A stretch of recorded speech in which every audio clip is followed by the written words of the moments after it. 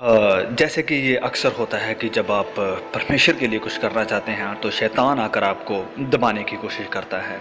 मैं भी अचानक से सोचने लगा कि मुझे इस फ़िल्म के लिए हाँ नहीं करनी चाहिए थी और मैंने तो इतने गलत काम किए हैं, जब लोगों को पता चलेगा तो ये सही नहीं होगा और मुझे इस फ़िल्म के लिए ना कर देनी चाहिए, मैं इस मूवी के लायक नहीं हूँ।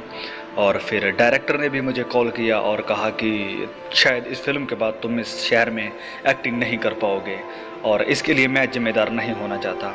और मुझे भी डर लगने लगा और फिर मुझे एहसास हुआ कि इस काम के लिए परमेश्वर मुझे लेकर आए हैं। मेरा ये टैलेंट परमेश्वर की ओर से है, ना कि इंसानों की ओर से। और मैंने अपने आप से कहा कि हम सब बुलाए गए हैं अपनी अपनी सलीब उठाने के लिए, और अगर हम अपनी सलीब को नहीं उठाएंगे तो इसके वजन से ज़रूर कुचले जाएंगे। जब सवाल आता है इस फिल्म को करने के बारे में तो मैं सोचता हूँ कि अगर हमने ये मूवी किसी नियंत्रण सेटिंग में की होती तो आप शायद असल प्रदर्शन को कभी नहीं देख पाते। ये सच में बहुत ही दर्दनाक और पीड़ा से भरा हुआ था।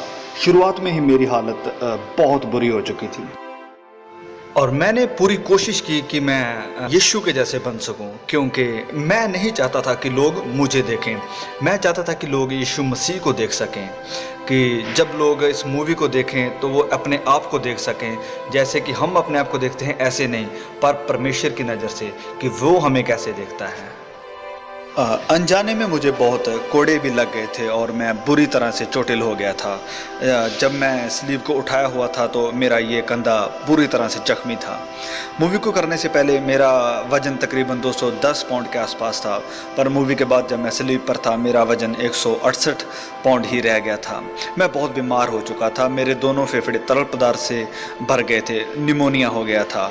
और जब शूटिंग ख़त्म हुई तो बहुत से लोग इस बारे में नहीं जानते हैं और मैं ज़्यादा बात भी नहीं करता, लेकिन मुझे दिल की सर्जरी करवानी पड़ी थी और शूटिंग के अंतिम दिन में आसमानी बिजली मुझ पर गिर पड़ी थी। और इस फिल्म की शूटिंग के वक्त मैं बहुत ही एक गहरी परिस्थिति में था और पूरी शूटिंग के दौरान मैं लगातार प्रार्थना करता रहता और वचनों पर मनन करता था।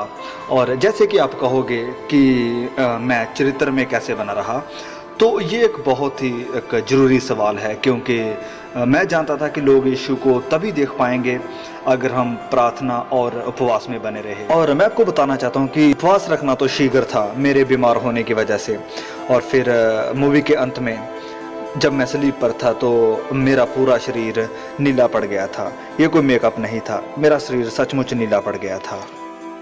स्लीप के ऊपर मेरा ये का बहुत ही बुरी हालत में था और वो दर्द मेरे सहन शक्ति से बिल्कुल बाहर थी और मैं इतना बीमार था कि अगर ये कंधा निकल भी जाता तो मुझे कुछ भी महसूस नहीं होता।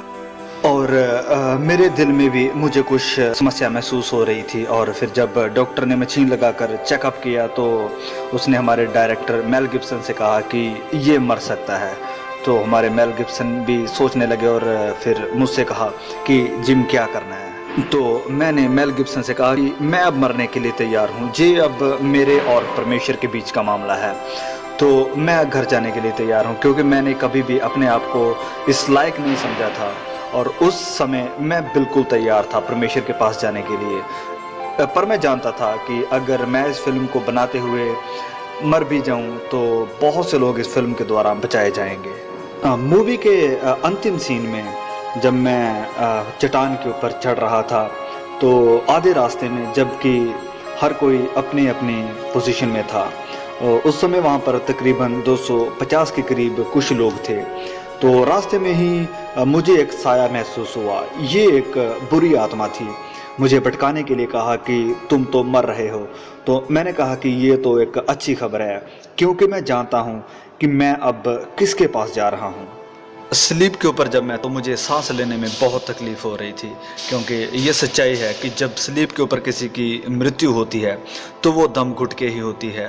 और शारीरिक तौर पर मैं भी इसी तकलीफ़ से जूझ रहा था। शायद हमारा प्रभु चाहता था कि मैं भी उस दर्द को महसूस करूं जो उसने सहन किया था, पर परमेश्वर मुझे संभाल रहा था और मेरा हाथ पकड़े हुए था और वो शायद चाहता था कि तुम कहाँ तक मेरे साथ चल सकते हो।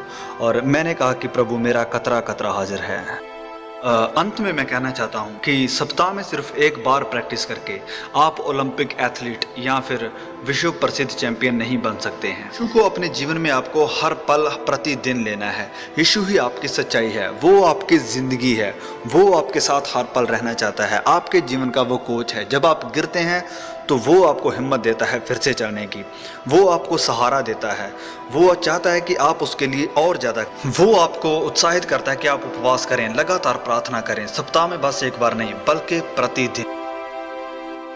आप में से जितनों ने यीशु को ग्रहण किया है उसे आप दिल में बिठा कर रखें, क्योंकि जब कभी भी आप पाप करते हैं आप उसका इनकार करते हैं। पवित्र बनो जैसे कि आपका बुलाने वाला भी पवित्र है।